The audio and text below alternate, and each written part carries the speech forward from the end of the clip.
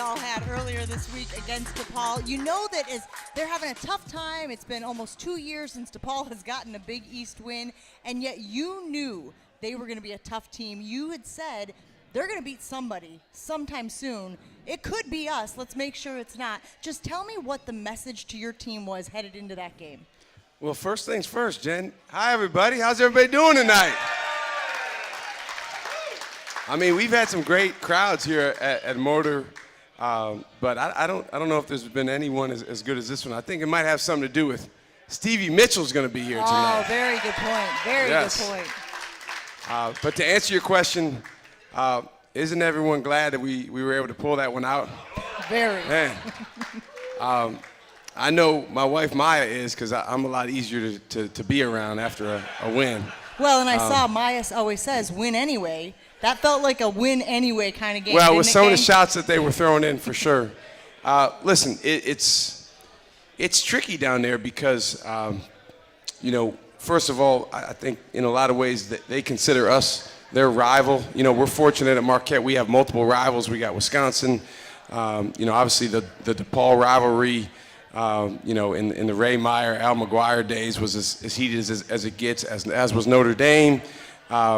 Since we've been in the Big East, there's been some rivalries that have developed. I think if you asked our current players, they would point to, some of the really good teams in the Big East as the biggest rivals that we have. But when you go down there, we're fortunate that we have a ton of Marquette folks, both in Chicago and then some come down from Milwaukee. So we have a great Marquette contingent. But then, they've got some people there too. Obviously, it's their home game, and they get into the game.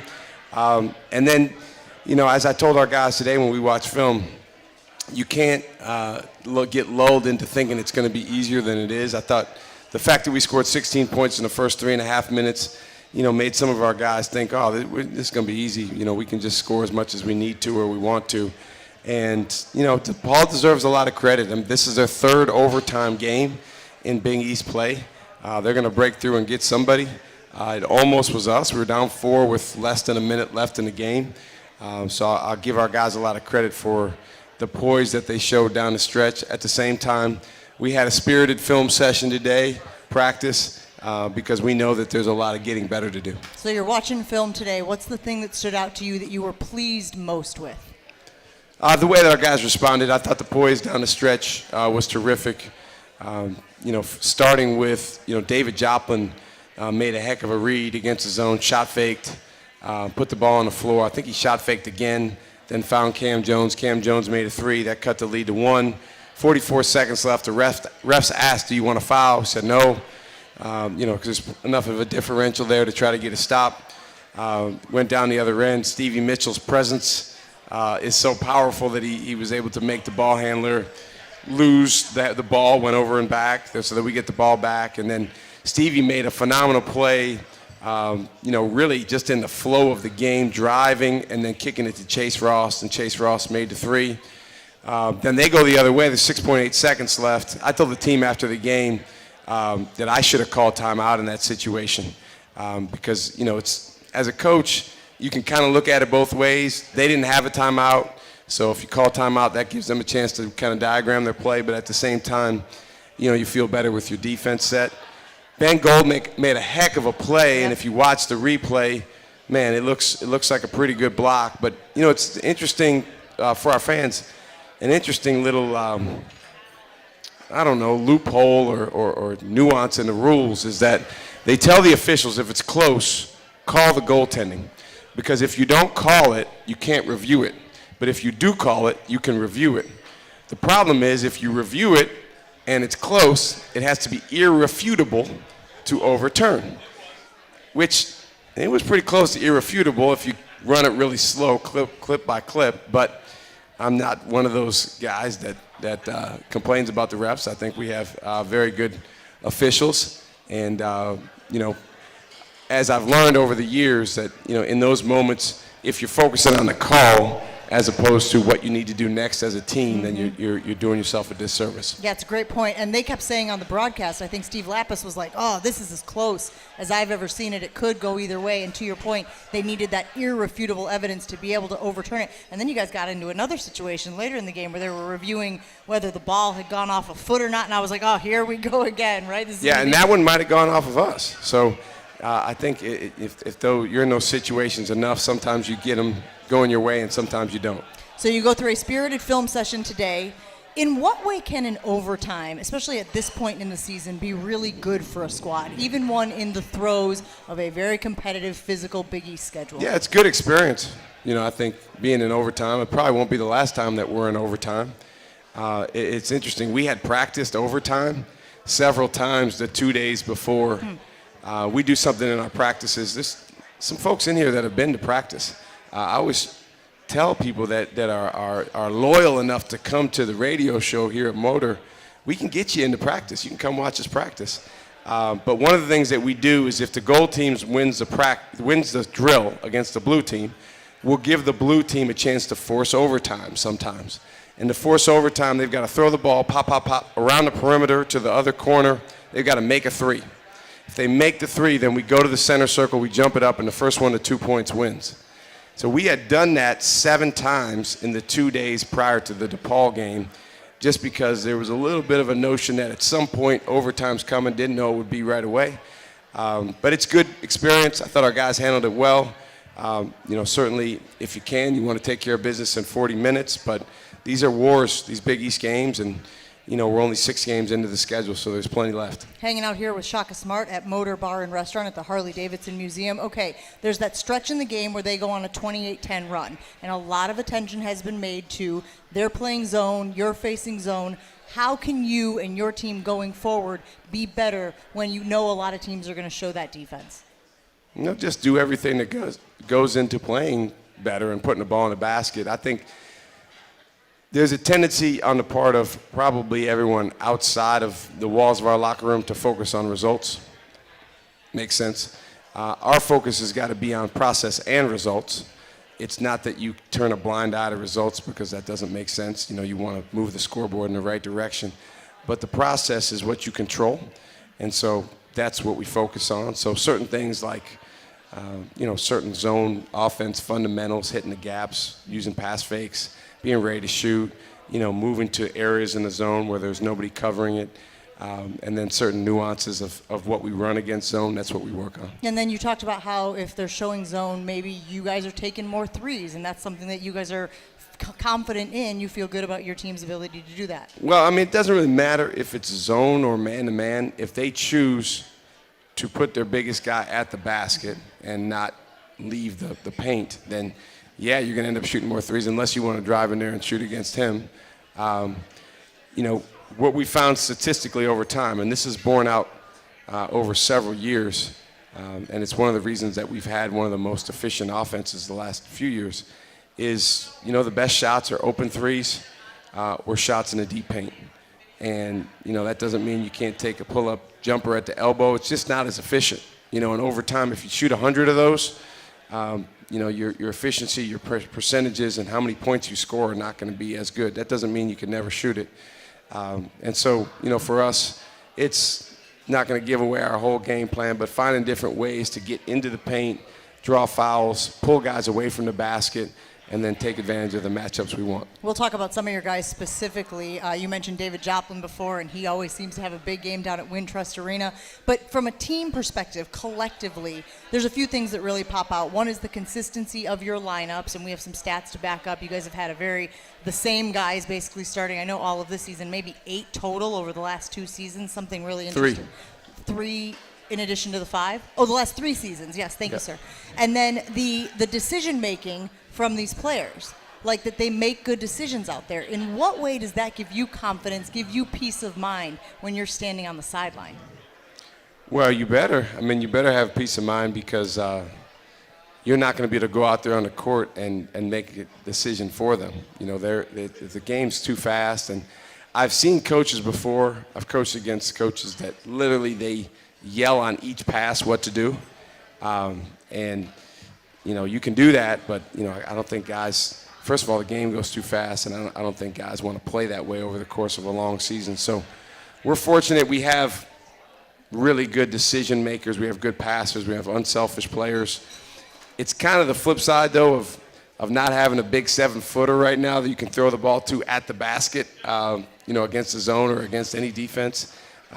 Normally, those guys maybe aren't as good making the decisions on the fly. We do have one. He's just redshirting.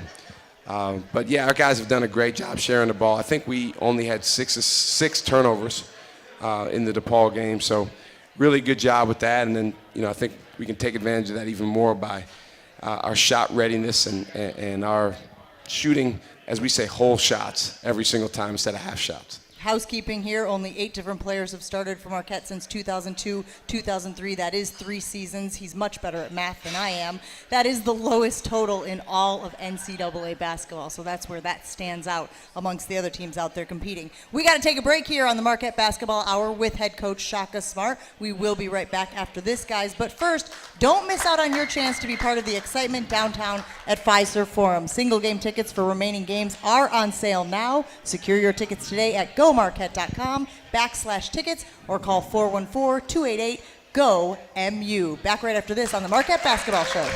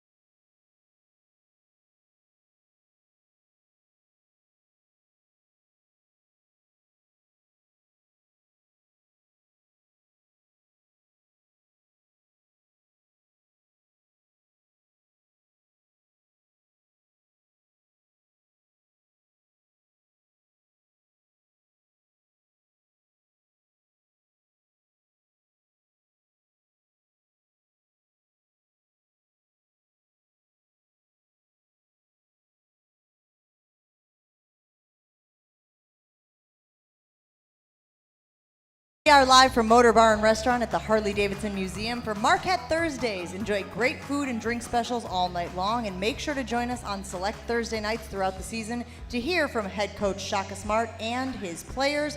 We will be here next week as well at Motor Bar and Restaurant. Back here with Shaka Smart, I believe Stevie Mitchell will be joining us soon. He's here. He's in the building. I saw him working the room. Oh, there he is back there. Stevie Mitchell's such a fan favorite. Stevie Mitchell doing all of the things to help Marquette be one of the top teams in the country. Let's talk about those guys individually, and let's begin with Stevie. In what way have you seen his game grow this year compared to last year? Well, I think he's playing as poised and as smart and assertive as he ever has, or more so than he ever has. He's a very unique player, first of all. I saw a graphic today that had every player who's 6'2" or under in the country and their offensive rebounding percentage, which is the percentage of your team's misses that you get back. And it had a little dot for each player. And Stevie Mitchell was way over here by himself. I mean, like way over here. He's way more rebounds, offensive rebounds, than any 6'2" or under player in the country. So it's just one example of the many things that he does that stand out and are different about him. He's shooting the ball better, percentage-wise, than he ever has. He does a great job finishing around the basket. He's a winning guy. He makes the plays you need to win on both ends of the floor. Describe his leadership style to me. Well, we talk about being a five-star leader, and actually in his role, we do roles for our guys, but unlike most teams, we actually let the players come up with each other's roles. And we spend a lot of time on this. It takes a long time. So we'll sit in the film room and we'll say, okay, Stevie, what's his role? What do we need from him culturally? What do we need from him defensively? What do we need from him offensively? And then the guys will come up with the role. And what I've learned over time is if you have the right guys in the room, they're going to come up with the same thing that the coaches come up with. So it's not like they're going to tell, Caden Hamilton that your role is to bring the ball up the floor. They're going to tell the guys, they're going to want them to play to their strengths. So Stevie Mitchell's role, it says five-star teammate, which comes out of a terminology that we have, a five-star leader. The first is lead by example. He does that. The second is lead by encouragement. He does that.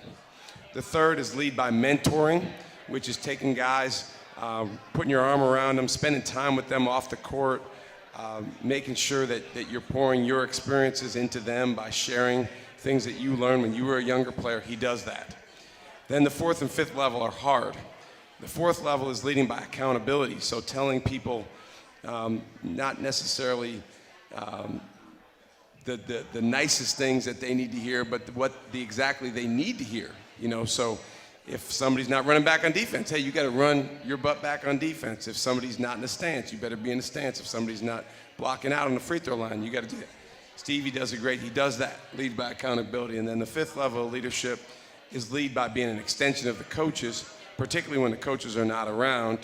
And he does a phenomenal job of that. And the reason I know that is because we have these secret videos of our huddles that are player-only huddles when the coaches are out talking at the media timeouts. How do we get these videos, Jen? But we have these videos, and it's the players only talking, and he sounds just like the coaches when he's talking in those huddles. So, five-star leader. That's amazing. And I imagine that for your younger players, having somebody like him who is able to do all of the things, we always talk about his GPA, the 4.0 GPA, in addition to his production on the court for you, in addition to all those things you just mentioned. So he shows It's possible, right? He shows that as demanding as this life is, it can be done. He does. But what I've learned, I've learned this from Stevie, and I learned this from one player in the past that I coached when I was an assistant coach. Maya and I, when we were young, we've just got married. I worked at Clemson. We lived in Clemson, South Carolina, and probably the next closest guy to Stevie I coached there. And this guy was just an off-the-charts person, student, player, and he's one of those guys that everyone wanted to hire when he got done playing. He's actually still playing all these years later because he was such a good player. What I've learned from both those guys is sometimes when you're like through the roof as a student and a person and all these things, it's, some of the other players look at you and say, man, I appreciate that. I love that, but I can't be that. It's intimidating. Yeah, it is. But I think that he has a way about him of, connecting with guys, Stevie does, that he can at least help them emulate him in some ways, even if it's not realistic for a young guy to emulate him right now in all ways. We look forward to chatting with Stevie Mitchell in just a few minutes here on the Marquette Basketball Show. Let's talk about David Joplin. I wrote down these notes about David Joplin. He loves Wintrust Arena. In his last 3 games, he's shooting 61% from the floor, 66% from beyond the arc, 21 of his game-high 30 points, 7 for 13 shooting on three-pointers. He also had 4 rebounds and assists, 2 blocks, and 2 steals. We have talked. That deserves a round of applause, right, guys? We have talked about in the past, like, needing more from David Joplin at times. How has he responded? Well, this has been Jop's best season to this point, and we're going to keep challenging him and pushing him to be his best. You've heard the chicken wing analogy that I've used with him. Have you not? I don't know if I've heard that. Oh, do you like chicken wings? Sure. Who doesn't like chicken wings? So Jop eats chicken wings. Our guys like chicken wings. I told him, hey, man, if this season is a chicken wing, we're going to get all the meat off the bone. We're not leaving any meat left on the bone when this season is over, and we need you to give all you got. Because at times in the past, he felt like there was still a little bit more there for him to grab hold of. And I think he's gained a real maturity. There's a picture of him in the DePaul game playing defense, and the look on his face, and he just looks like this old, tough, mature, veteran winner. And that's what we want. That's the look. That's how you got to be. And I'm really proud of him, especially proud of him lately for his blocks. He's had some phenomenal, even game-saving blocks where he'll come out of nowhere and he'll block a shot in a critical moment. And it just shows his activity level. We talk a lot about Cam Jones. We will continue to do so as the season goes on. But I want to focus on Ben Gold for a moment because guy's taking a lot of threes. It seems like he's getting better. He certainly seems to have found his stroke. In what way has his game evolved since last season? Well, I think just gaining confidence is the biggest thing. Yep, you can see that actually on the floor. As everybody knows, Ben's from New Zealand. His older brother and his older brother's girlfriend are actually here in Milwaukee. They were in Chicago earlier in the week, and they're here visiting Ben, and they're doing like a tour of the United States. I think they went to New York and Orlando and Vegas, different places. And we were talking earlier, his brother and I, and we were talking about the culture in New Zealand, and it's such a respectful, humble culture. Not saying ours isn't here in America, but, we're Americans, we're bold, we're aggressive, we're confident. And so I think part of it for Ben is, in some ways, not dropping that humility, because humility is one of the most important traits in life, but adding a level of I can do it and I'm going to go after it, and it really means something to me, and I believe in myself and my teammates believe in me. And to be honest with you, Jen, I think that's the biggest area where he's taken a jump since the start of the season. We've been playing games now for a couple months, and his confidence does look significantly better. And that's what I've noticed when I've watched him on the floor. He just feels like before it was a little bit hesitant, but now it feels like it's a little bit smoother out there. I do want to address the Sean Jones news. You guys announced about 10 days ago that he's going to redshirt this season. How did y'all come to that decision? He was making progress, and now it's like we're going to hold off. We're going to wait until next year. Well, first of all, it's great to see Father Lawrence here. Please, everyone, give Father Lawrence a round of applause. You want to know, everybody, so we take the court, we're trying to win the game, and, I'm trying to win the matchup against the other coach, our players are trying to win the matchup against the other players. Father Lawrence always wins his matchup. I mean, he's the best there is. Father, we appreciate you. I'm serious, like anyone here that's spent time around him, the energy and spirit that he brings, and the love of Marquette, and the love of everyone that is Marquette and makes Marquette what it is, that's what makes this place special. Sean Jones was phenomenal today in practice, by the way. There's a couple guys that were here at practice. They saw what I saw. He, in a lot of ways for us right now, has to play the other team's point guard. And, man, he's tough to deal with because he's so fast. Yeah, to be honest with you, we had a plan all summer, all fall.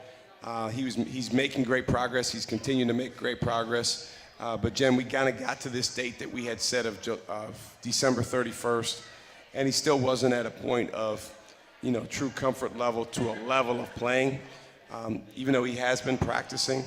And so he made the decision, supported by us, because ultimately it's the player's body, it's his decision on what to do, that he thought it made more sense to redshirt so that he could have an extra year on the back end.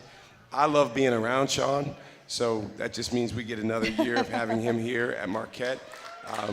And I think that Marquette fans will be very, very excited to see him back on the court when he comes back. If he had played this year, would we all love to see him out there? Yes. But we understand that he's a young man that, at the end of the day, the player and the person have to feel equipped to go do it, and he felt like it made sense to wait until next year to play. We are just about 1 year plus removed from the ACL injury. January 10th of last year, underwent surgery 2 weeks later, so we certainly wish him the best of luck as he continues to recover from that. And to your point, look forward to seeing him out on the court for the Golden Eagles. We will take a break, get Stevie Mitchell back up here on the mic. It'll be good to chat with him again. But before we do, guys, don't wreck a great time. The Marquette Golden Eagles remind you to drive sober or get pulled over. Visit zeroinwisconsin.gov to learn more. Zero in Wisconsin. Together we can save lives. Wisconsin DOT. Stevie Mitchell coming up next. Downtown.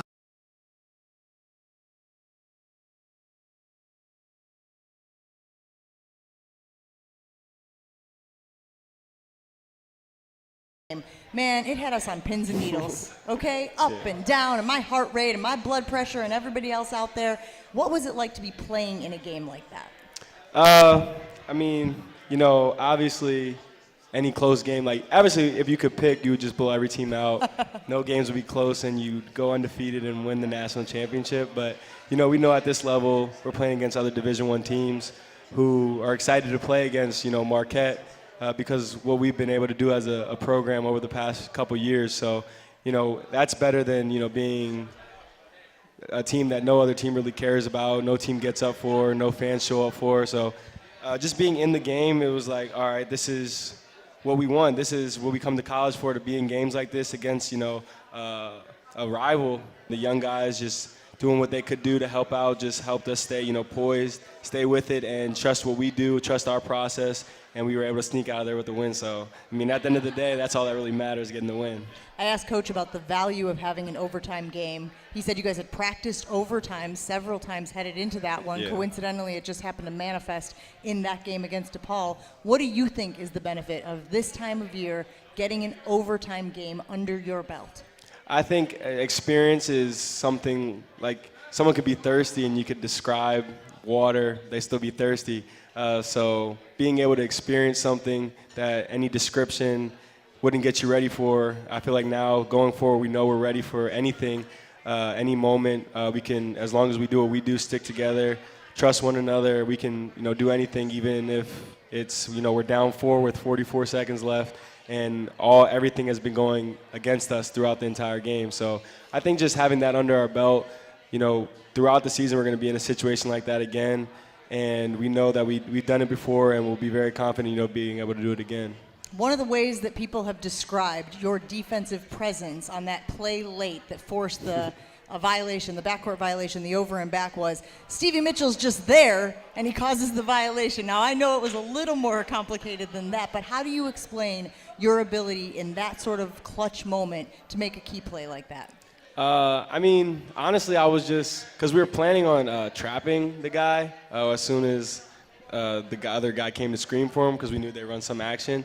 So I was just up knowing that he was trying to just hold the ball, run timeout, and he wasn't really going to try to go by me in that point in time of the game. So I was just up, just trying to, make him dribble around, and he just happened to lose it. He's a good player, but, good players will even make mistakes down the stretch, in a hard-fought game. So I was just getting up. I wasn't really expecting him to lose the ball and go backcourt, but when it happened, I was like, I didn't touch it, and it went back. My first thought was Man, the ref's going to think I touched it, and it's not going to be our backcourt. But as soon as I heard the whistle blow, I was like, yes. So it was a happy moment. But even with that, we were still down. We still had to go make another play. So, it's just really a team effort. And I think going to war with those guys every day, there's no group of guys no group of coaches I'd rather go to war with. And I'm just, in any moment, I feel, comfortable, because I know the guy to the left of me, the guy to the right of me, loves me and is going to have my back, and I know I'm going to have their back. So, honestly, there's no better place than Marquette to be, honestly, in my opinion. What a great segue, because it wasn't just on the defensive side that you contributed, but you also had the assist to Chase, who had the big three. Where are you seeing the biggest evolution of your game? Where have you seen the biggest jump from last season to this season? Honestly, I think it's just, I do a lot of just work on just my mental and just like my approach before the game. We call it like our step one, because we talk about circles, so it's like, what do you have to do to get in your circle?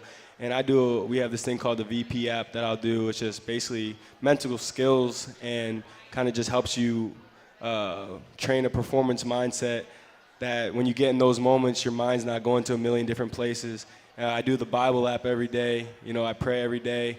And just, at the end of the day, I'm not playing for, anybody's validation. I'm playing for, audience of one, and that's God.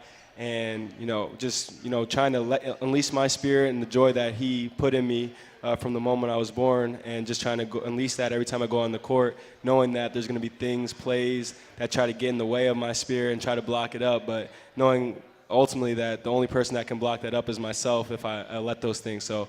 And then, on top of that, just having the teammates, the coaches, like Coach sends us excerpts every morning about just like different things. Honestly, any situation you'll face in life, just there's something for it. And he'll send us those every morning. I read those. I text him back my thoughts on what he sends. And, other coaches do that. Coach Barry does it as well. And it's just, honestly, it's like, I know you asked about my game, but I feel at this level, everybody has skills, everybody has talents. And I think it's, being able to be in the right place mentally and spiritually to be able to display all the things you work on. And if you don't, if you don't believe in yourself, you don't have confidence, then all that hard work essentially means nothing, because you'll never be able to show it. So I think just, finding security, finding confidence, and knowing my teammates, coaches love me, God loves me, and all that stuff, I feel just, excited every time I go on the court just to have fun, really. Stevie Mitchell hanging out with us here on the Marquette Basketball Show, and really this is very impressive. I mean, you have a maturity that escapes people twice your age, so it's really incredible to listen to. And yet you're on a billboard. Let's talk about that, shall we? I know people have been driving around the Milwaukee area and seen your face on the billboard. What was that like the first time you saw it? That was cool. The first time it even came up, first I'll shout out Strive. Shout out my brother as well, because he's in law school here, and he was at an event actually, and he met this guy named Cody, and they met each other, and he basically, essentially, my brother put me on to, a little deal. Your brother who would like to be a sports agent, I believe, one day, yep. So he facilitated that, and so that now there's a billboard. But the first time I saw it, someone had sent me a picture of it. I wasn't sure, I didn't know when it was, so it was kind of random. I was like, man, that's pretty cool. And now I'll get texts from people saying, I just saw you on a billboard. That's big time. And I'm like, it's really cool. I just drive by, I'll laugh when I see it, because, it's just, something I never really would have thought that be on a billboard. I never, growing up, I didn't think I would even be, at Marquette playing for the, 7th ranked team nationally. So just, anytime you see something or do something that you never really would even thought was possible, it just, shows, just keep working and just keep staying with it. So I think that's the biggest message I get from that. All right, or should we start the campaign for Stevie Mitchell to be the Big East Defensive Player of the Year now? It feels like we started the campaign a little late last year. Maybe we're behind the 8 ball a little bit, but the way you have been playing, do you care about that stuff? I know individual accolades. I even look at your box scores, and I'm like, oh, that double-double is coming, man. He's going to get that double-double, right? How much do you pay attention to that stuff, and what an honor would it be? What kind of honor would it be to be recognized in that way? I think everybody has individual goals and things you want to do. And I think the biggest thing is not to shy away from those things. but to, embrace them, but then also going back and being able to understand what really truly matters. And a thing that I feel like we've been able to come to the conclusion we've been able to come to as a team and individually is that, focusing on the things that matter, like each other, practice, preparation, EGBs, things like that, are the things that ultimately lead to all the individual goals. So I think, obviously, getting the Defensive Player of the Year would be cool, but for me, it's, all right, I need to get deflections so we can win this game. We need to get deflections so we can win this game. We need to get kills so we can win this game. And over time, those things just add up, and it forms a body of work. And then once it gets there, then it's out of my hands into whoever's hands. But I mean, for me, I see signs in the crowd saying Stevie Defensive Player of the Year, and that, I mean, that's enough for me as far as recognition, because the only thing I really care about is, my teammates, my team, Marquette, and then all you guys, all Marquette fans. That's all like the, validation or whatever outside noise validation I would need. Love that. Love that. That's all that really matters. I saw a very charming TikTok video of you recently where you were introducing us to your Legos. Yeah. I had no idea that you were into Legos. When did this start? It started, Secret Santa. So we went to shopping with the Golden Eagles, and this past year? Just yeah, like a month ago? this is recently, yeah. So we went to shopping with the Golden Eagles, and we were with a bunch of just kids and helping them, go on shopping sprees or whatever. And then Ben saw a Lego set, so he went to buy it for himself, and we're like, bro, this is not for us right now. That's not why we're here. Yeah, so he's like, yeah, you're right. And he eventually put it back, but then he ordered it, and then we had Secret Santa, and I don't think Coach knows this, but for the Secret Santa, so basically I needed to go get a gift, and I was in the locker room with Ben. I'm like, what are you doing today? He's like, I'm about to go to the mall with Casey. Casey is one of the walk-ons on our team. And I was like, can I come with? I need to get my Secret Santa gift. He's like, I'm like, what? He's like, I might be your Secret Santa. So we sort of blows the surprise element of it, yeah. we ended up going to the mall, and I got stuff from my guy. I had Al, and then we went to the Lego shop. I'm like, oh, those are pretty cool. That set's pretty cool. So he ended up buying me. I got it, and then I built it. I was like, that was fun. So I immediately went on Amazon and ordered another one, and then another one turned into another one, and then another one turned into another one, and so on. So now I have, I think, about probably 11 sets. Yeah, I know. I was I just bought another one yesterday. I was going to say, it feels like maybe there's been a lot of Legoing in the last month or so then. All of your downtime has been committed to Legoing. Yeah, all of it. I mean, has been wake up, go eat breakfast, go to the training room, go to practice. This is why we're on break. Go to practice, and then go home, go to Ben's room, and build Legos. And for one day, it was, so the prime building area is Ben's room. So it was me, Chase, Ben, CB, and Jop. We were all in in Ben's room building Lego sets. So it was fun. The folks I know who do that regularly, they talk about the calm and there's just a sense of calm, and it's very in your own head. And do you find yourself kind of in a focus, sort of in a zone sort of thing? Do you find it very peaceful to be building those things? Yeah, for sure. I think it's definitely a very calm activity. It helps me put my phone down, get away from my phone, so I don't scroll my life away. That's something we like to say on our team.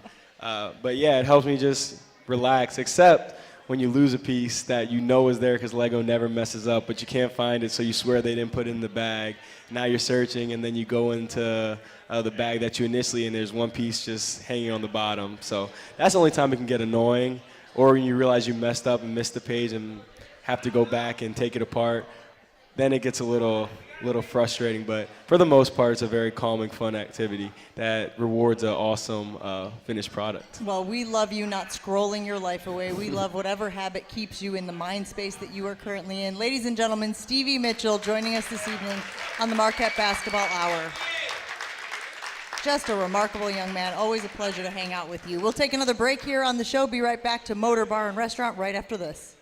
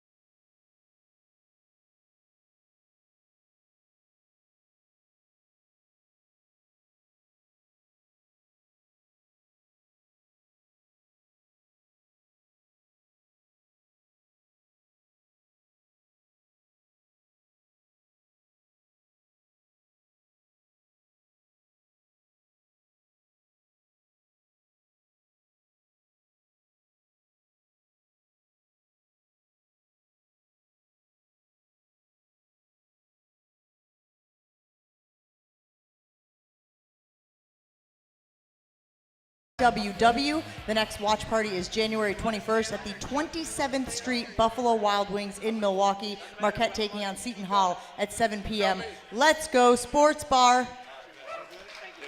Back here at Motor Bar and Restaurant, Shaka and Stevie are like, I want to talk. No, I want to talk. No. So we got Shaka back in the seat. How great was Stevie Mitchell, everybody? Just so easy to root for. A great representative for the Marquette community. Coach, let's talk about that Xavier game coming up this weekend. It is a whiteout at Fiserv Forum. You guys have such a great home court advantage when you get that place packed and rocking. We have such a great home court advantage. Exactly. In what way does that embolden and energize your guys? Well, I mean, our fans are phenomenal. The energy in the building is an EGB in a major way, or I should say thousands of EGBs. But as I tell our guys, it's important that the energy starts with us because our crowd for sure is going to feed off of powerful plays made by guys like Stevie and Chase and their teammates. So, it's incumbent upon us to bring our, EGBs at a high level and make sure that we play Marquette basketball and impose our personality on the game. What are you expecting to see from Xavier? Oh, man, they've got a great team. They're really well coached with Sean Miller. He's one of the top coaches in the country. They really did a great job, bringing in some guys that can shoot the basketball this past offseason. So they've got, a veteran group. Zach Fremantle is back on the floor, who's one of the best big guys in the Big East and has been one of the best big guys in the Big East. And as I mentioned, they've got, a variety of guys that can really, really shoot the ball, led by a guy by the name of Ryan Conwell, who had 34 points against Villanova on Tuesday night. And then the guy I was telling you that Sean was working to kind of mimic in practice, Davion McKnight, is probably, in our league, the fastest guy getting the ball from one end to the other of any of the teams in our league. So they present a lot of different challenges. They play incredibly hard on the defensive end. They run their stuff incredibly hard. So it'll be a heck of a challenge for us. And what is the mindset of the team right now as we continue through the very tough Big East schedule? But again, everybody's looking ahead to that Big East championship and Marquette making a deep run. Yeah, I mean, honestly, our mindset is to try to go 1-0 on Saturday. We're not looking ahead. We're focused on, it was having a good practice today. As our friend Bill Belichick will say. And then, tomorrow, the same thing, preparation, making sure that we put ourselves in the best position to come into Saturday at 1 o'clock in a great place. And then, winning the spiritual war before and during the game on Saturday, not with Xavier, with ourselves. Our guys like to say us versus us. And making sure that we overcome any circumstances that are presented during the game, to have the clarity in mind to go execute what we know what to do and play Marquette basketball 30. So that all of the fans watching and everyone in the building can see the best version of Stevie Mitchell and his teammates. Marquette still the lone team in the Big East with an unblemished record. The Golden Eagles have claimed each of the last 5 meetings against Xavier. Coach, always a pleasure. Thanks for hanging out with us here at Motor Bar and Restaurant. Great crowd this evening. There will be a great crowd at Fiserv Forum this weekend, and we are excited about what the future holds for the Marquette Golden Eagles this season. Everybody, Shaka Smart. We will take one more break here and wrap up the show right after this. Looking